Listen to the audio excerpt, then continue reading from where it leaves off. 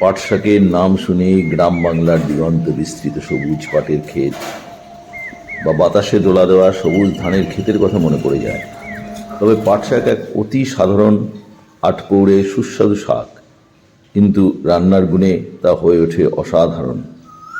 সাধারণত আমরা ভাজা খেতেই ভালোবাসি বা অভ্যস্ত, কিন্তু ভাজলে শাকের খাদ্যগুণ অনেকটাই নষ্ট হয়ে যায়। তবে না ভেজে মুসুর ডাল দিয়ে আমরা যেভাবে রান্না করব তাতে যেমন খাদ্যগুণ বজায় থাকবে, তেমনি খেতেও হবে দারুণ সুস্বাদু। ফুড কুইজিনে আমাদের সঙ্গে থাকুন, দেখতে থাকুন। প্রথমে একাটি সবুজ পাট শাক ভালো করে ধুয়ে নিয়েছি।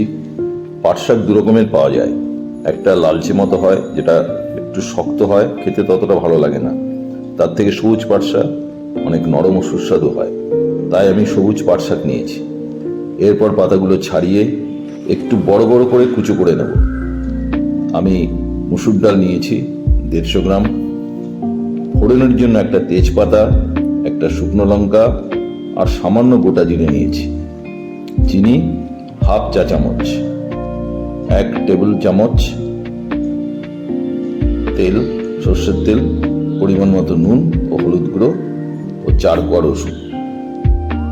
এবার ওভেনটা হাই ফ্লেমে দিয়ে একটা ডেচকিতে পরিমাণ মতো জল দিয়ে মুসুর ডালটা বসিয়ে দিলাম।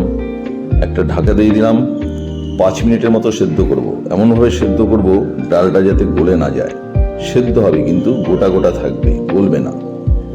3 মিনিট পর ঢাকাটা তুলে নিয়ে ডালের উপরের সাদা ফেনাটা তুলে ফেলে দিলাম। এবার ফ্লেমটা লো করে হলুদ দিয়ে দিলাম, পরিমাণ মতো নুন দিলাম ও তেজপাতাটাও ছিঁড়ে দিয়ে দিলাম। এবার ওভেনের ফ্লেমটা বাড়িয়ে কুচনো পাট শাকটা দিয়ে দিলাম। এবার 1 মিনিটের মতো একটু সেদ্ধ করে এরপর লো ফ্লেমে ঢাকা দিয়ে দিলাম। 5 মিনিটের মতো সেদ্ধ হতে দেবো, যাতে পাট শাকটা সেদ্ধ হয়ে যায়, কিন্তু ডালটা একটু গোটা গোটা থাকবে, তবেই খেতে ভালো লাগবে। 5 মিনিট হয়ে গেছে, ডাল এবং শাক দুটোই ভালো সেদ্ধ হয়েছে। এবার পাশে নামিয়ে রেখে দিচ্ছি। ওভেনে কড়াই চাপিয়ে তেল গরম হলে প্রথমে শুকনো লঙ্কা, তারপর অল্প জিরে ও থেতো করা রসুন ফোড়ন দিয়ে দিলাম। একটু নাড়াচাড়া করে একটু ভাজা ভাজা করে নেব।